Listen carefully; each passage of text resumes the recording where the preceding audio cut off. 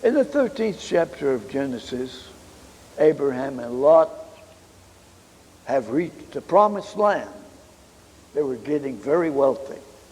In those days, wealth was calculated by herds of oxen and sheep and cattle and goats.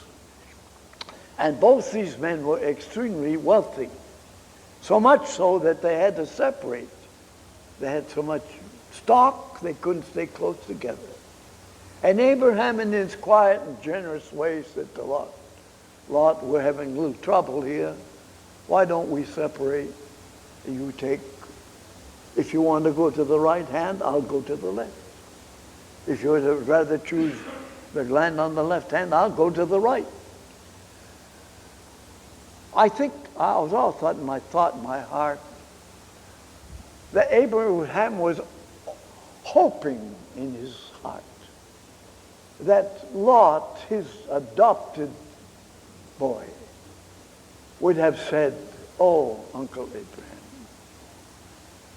think of the castles we built on the way to this land. How long and dreary was the path.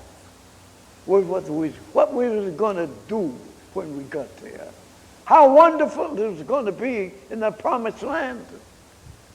Now we're going to separate. Isn't there some way we can stick together? But Lot wasn't that kind of a man.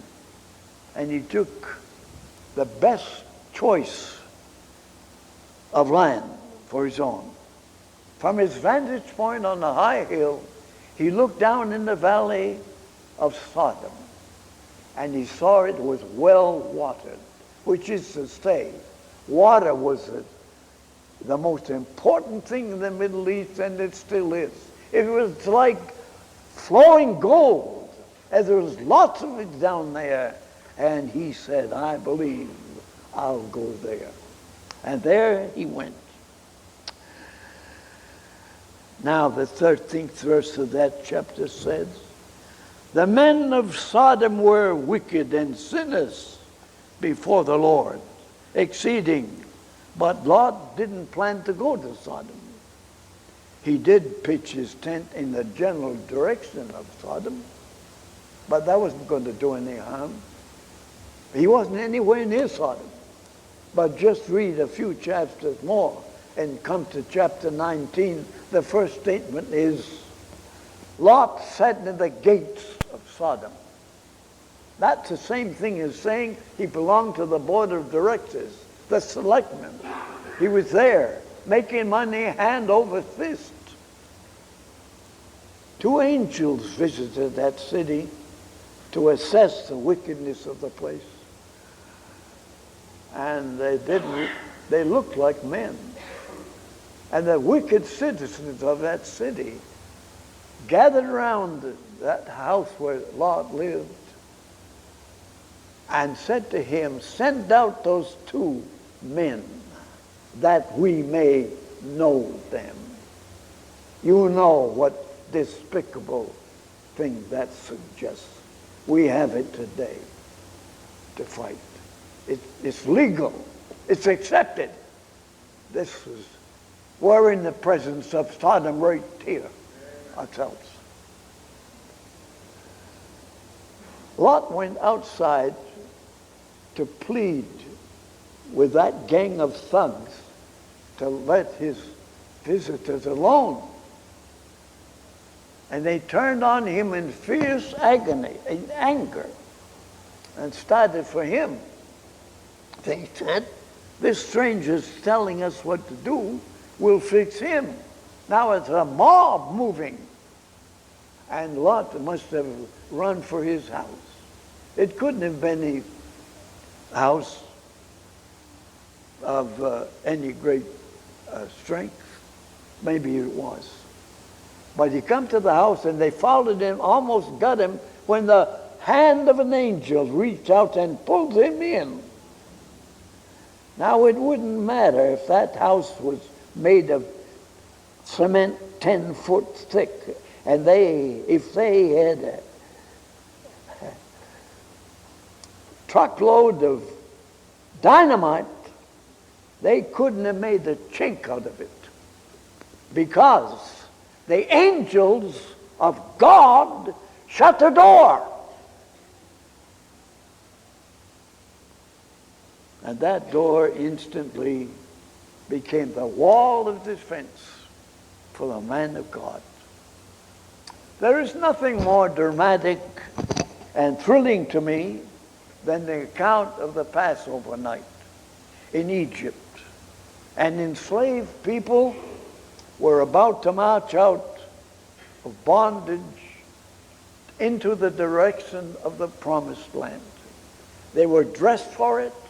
They made every preparation for it. They would, even to the last meal, they would eat the flesh standing up, girded about. The bread would be unleavened, accompanied with bitter herbs. They were directed how to eat it, everything. And when the signal was given, they was to start through that door, because the heavens were going to be visited by the presence of a wrathful God. Egypt was going to be destroyed that night. What was the basis of their deliverance from death? The presence of blood. Exodus 12:13. When I see the blood, I will pass over you. Death came to the land of Egypt. Israel walked in the pathway of life that very night. And the blood was directed to be placed on the door. On the doorpost, they embellished the doors with the saving power of the blood of heaven. Somehow I think those doors of Israel trembled with power as the children walked through from bondage to freedom, from misery to delight, from death to life, through that door. I don't know if I can make the next point or not.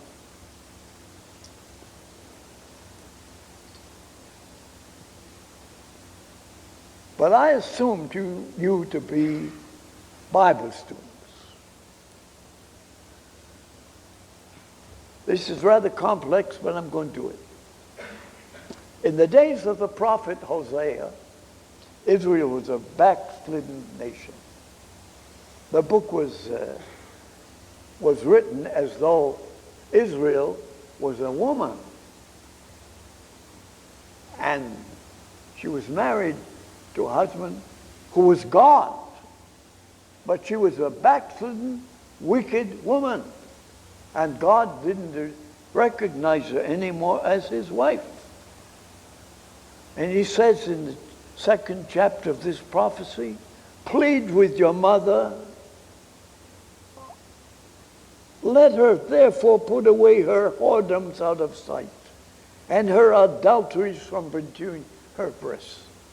But in the 14th verse of the same chapter, God said he's going to forgive all her sins.